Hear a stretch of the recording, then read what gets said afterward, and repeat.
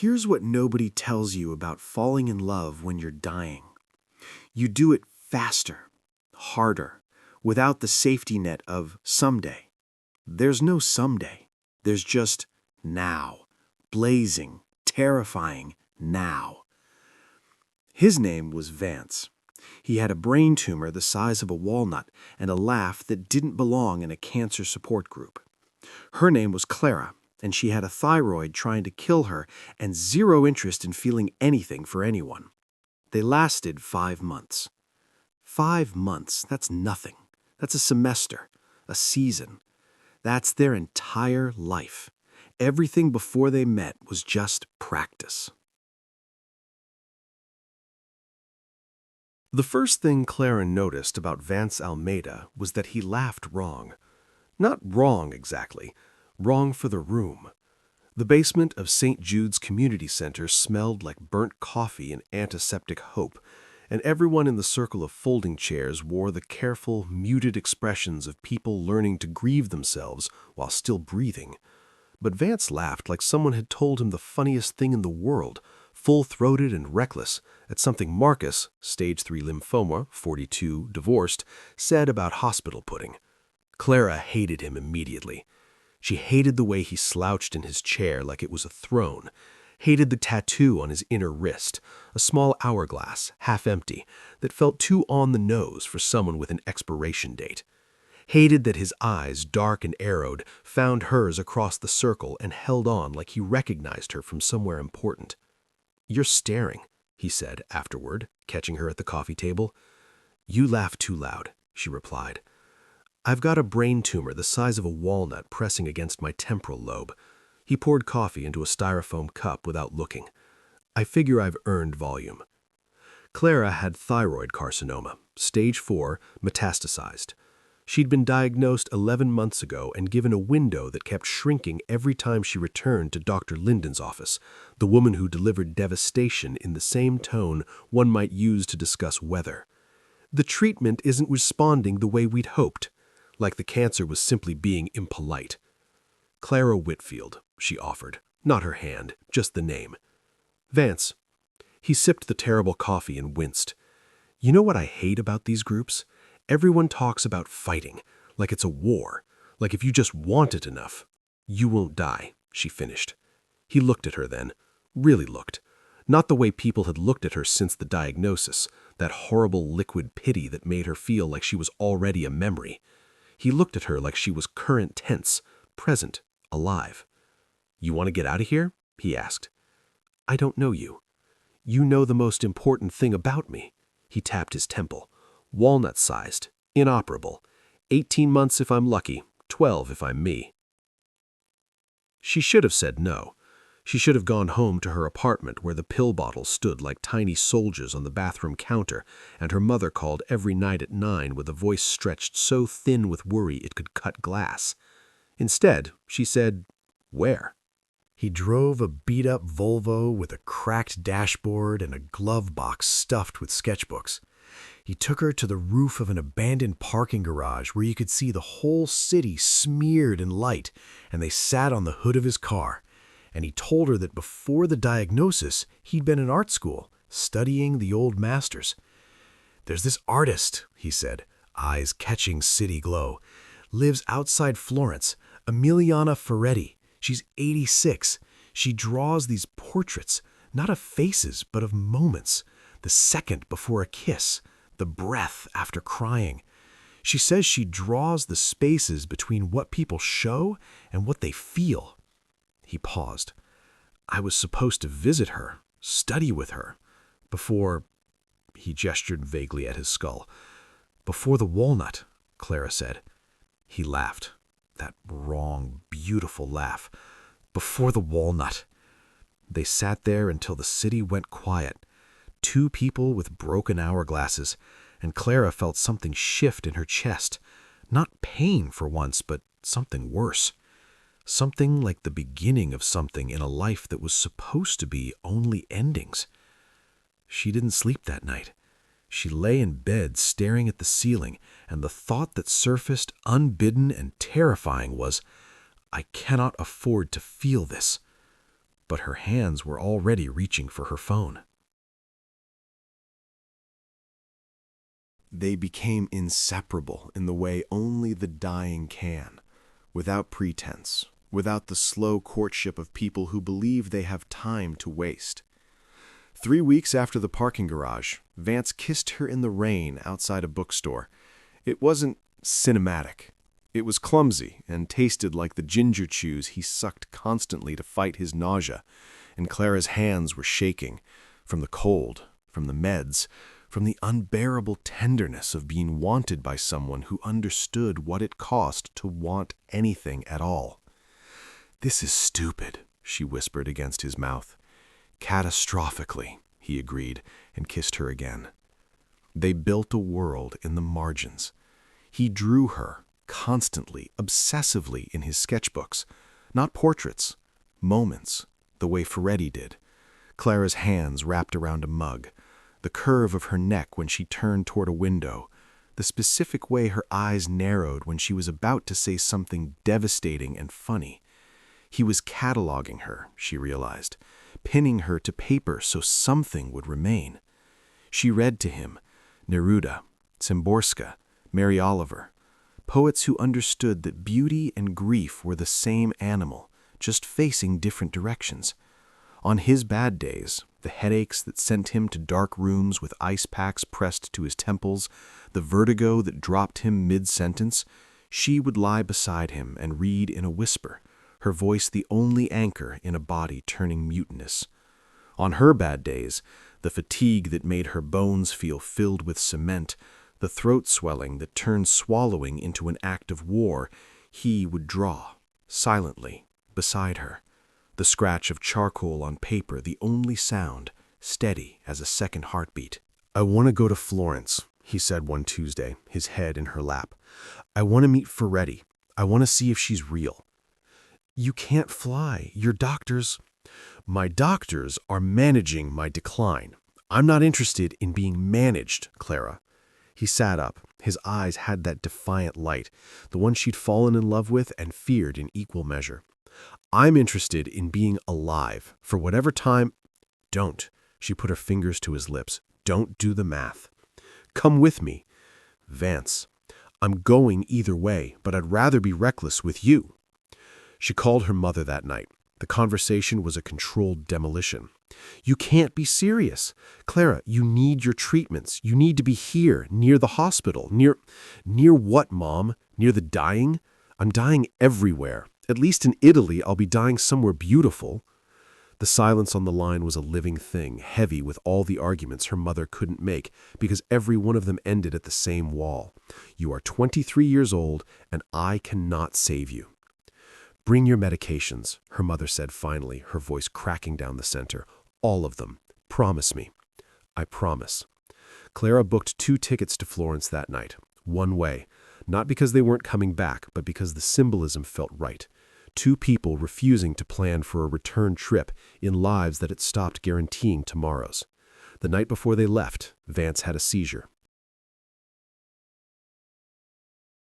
It lasted 42 seconds. Clara counted every one. He convulsed on the floor of her apartment, and she held his head and counted, because counting was something she could do when she couldn't do anything else. And when it passed, he looked up at her with glassy, confused eyes and said, "Did I ruin the trip?" "No," she lied. "You just made it more dramatic." They flew anyway, against every piece of medical advice, against the gravity of their diagnoses. They flew because the alternative was waiting. And waiting, Clara had learned, was just dying with better lighting. Florence hit them like a revelation. The light there was different, golden, ancient, as if the sun had learned from centuries of illuminating beauty and had refined its craft. They wandered the Uffizi hand in hand, Vance stopping before every painting, tears streaming down his face without shame. "Look at it," he kept saying. "Look at what people can make." Emiliana Ferretti lived in a stone farmhouse in the hills outside Fiesole, surrounded by olive groves and silence. Clara had expected her to be ethereal, otherworldly. Instead, she was small and sharp-eyed, with paint-stained fingers and a voice like gravel, and she answered her door with, "You're the dying boy who writes letters." "You read them," Vance said. "I read everything. I'm 86. There's nothing else to do." She looked at Clara. "And you're the girl." "I'm the girl." Ferretti studied them both with an artist's ruthless eye, then stepped aside. "Come in. I'll make coffee. Then you'll tell me why you really came." Her studio was a cathedral of paper. Drawings covered every wall, not framed, just pinned, layered, a palimpsest of human moments captured in charcoal and graphite. A child reaching for a butterfly, fingers splayed. An old man sitting on a bench, his hand resting on the empty space beside him where someone used to sit. A woman mid-laugh, caught at the precise instant where joy and sorrow became indistinguishable. Vance stood in the center of the room and wept openly. Clara watched him and understood that this was why they'd come, not for technique, not for mentorship, but for proof.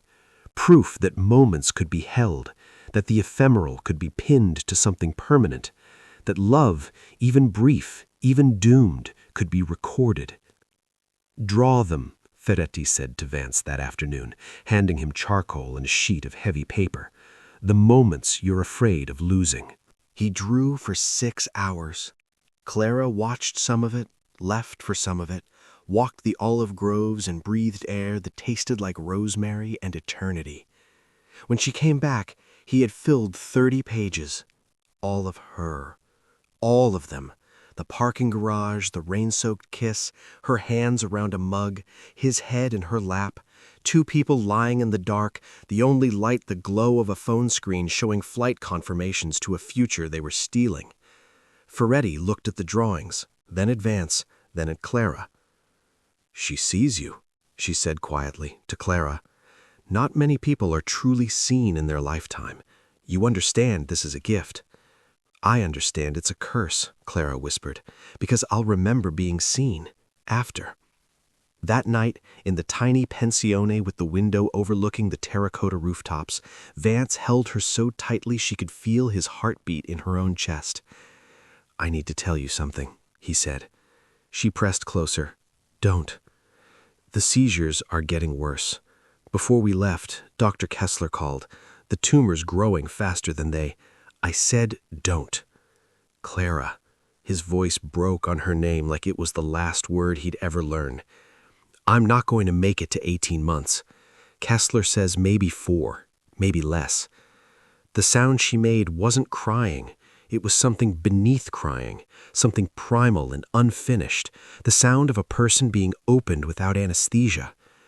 He held her, and she held him, and the rooftops Florence watched, ancient and indifferent, having seen centuries of lovers making promises that bodies couldn't keep. "I don't regret this," he said. "I need you to hear that. Loving you is the only thing I've done that the tumor can't touch." She kissed him, tasted salt, tasted ginger, tasted the specific flavor of goodbye when it's dressed as a beginning. They flew home 3 days later. At the airport, Vance stumbled twice. Clara didn't count the seconds. She counted the steps. The decline was not cinematic. That was the cruelty of it, the absolute refusal of reality to match the narrative arc. There was no beautiful fading, no soft focused dimming of the light. There was vomiting. There were migraines so brutal that Vance clawed at his own face. There was the morning he couldn't remember her name for 11 minutes, and the way his eyes, when they found her again, held a terror so profound it was almost holy. Clara moved into his apartment. She lined up his medications beside hers, twin armies of orange bottles waging separate losing wars. She learned to give injections. She learned to clean without making him feel cleaned. She learned the particular geometry of holding a man who is disappearing, how to grip tight enough to say, "I'm here," without gripping so tight it said, "Don't leave." Ferretti sent a package. Inside, a single drawing. 2 figures on a rooftop, silhouetted against a city of light, so close they appeared to be one person. On the back, in Ferretti's spidery hand, the space between is where forever lives. Clara hung it above his bed. "Read to me," Vance said one night, his voice threadbare. She opened Mary Oliver. "Tell me, what is it you plan to do with your one wild and precious life?" He smiled. It was a ghost of the parking garage grin, a watermark of who he'd been. "I planned you," he whispered. "That was my whole plan." The last good day was a Thursday. He was lucid, pain-managed, almost himself. They sat in his bed with the sketchbook spread around them like fallen leaves, and he showed her every drawing he'd ever made of her, narrating each one. "This is the moment you decided not to hate me. I could see it. Your mouth was ready to argue, but your eyes had already surrendered." "I never surrendered." "Clara," he smiled, "you surrendered in the parking garage. I just had the decency to let you think it was your idea." She laughed. It hurt. Everything that used to feel effortless, laughter, breathing, hoping, had become acts of physical courage. "I need you to keep them," he said. "The drawings, all of them. And I need you to live, Clara. Not just survive your diagnosis. Live. Be reckless. Be loud. Laugh wrong. I don't know how to do any of that without you. You did it before me. That was a different person. You ruined me for that person. Then be the new one, the ruined one. She's extraordinary." He reached up, touched her face. His fingers trembled. "Promise me you won't let the grief eat the love. They'll try to coexist. Let the love win." "I promise." He drew one final thing that night. She didn't see it until later. She fell asleep beside him, her forehead touching his, their breath synchronized in the dark. At 3:47 a.m., the synchronization stopped. She knew before she opened her eyes. The room had changed weight. The air was heavier, or she was lighter, or the universe had simply subtracted something essential from its mathematics and left her on the wrong side of the equation. "Vance?" She whispered it, like a question she already knew the answer to. The silence that answered was the loudest thing she'd ever heard. The funeral was on a Sunday. Marcus from the support group came. Dr. Kessler came. Vance's mother, a small woman with his same dark eyes, held Clara's hand through the entire service and didn't let go, as if she understood that Clara was not a girlfriend, but a witness, the last person who had seen her son whole. Clara didn't speak. She didn't have the language. How do you eulogize someone who was both the wound and the only bandage that fit it? Afterward, she returned to his apartment alone. The pill bottles were still lined up, his and hers. She sat on the bed, surrounded by sketchbooks, and opened the last one. The final drawing, the one he'd made that last Thursday night while she slept. It was her, but not a moment, not a gesture, not a stolen instant. It was her face, full on, looking directly out of the page with an expression she couldn't name. Not happy, not sad, alive, unguarded, seen. Beneath it, in his increasingly shaky handwriting, Clara Whitfield, present tense, always. She pressed the drawing to her chest and broke apart. The months that followed were an exercise in enduring a world that had the audacity to continue. Spring came. Flowers bloomed in aggressive, offensive beauty. People went to work, made plans, complained about traffic, performing the rituals of people who assumed tomorrow. And Clara watched them from behind a glass wall of grief, wondering how they bore the obscenity of their own hope. She went back to the support group. She sat in his chair.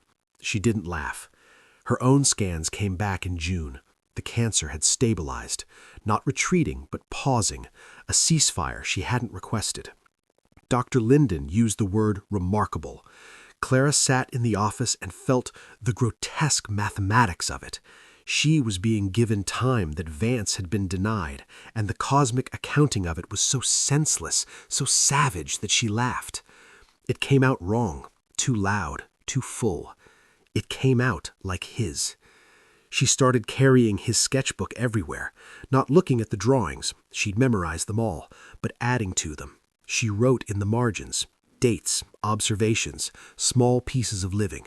Tuesday, ate a peach over the kitchen sink, thought of your hands, kept going, and saw a woman laugh on the subway today. She laughed wrong. I loved her immediately. In September, she booked a flight to Florence, one way. She stood in Ferretti's studio, surrounded by pinned moments, and the old woman handed her charcoal and paper without word. I don't draw. Everyone draws. Most people just haven't been broken open enough to try. Clara drew, badly, haltingly, with none of Vance's grace.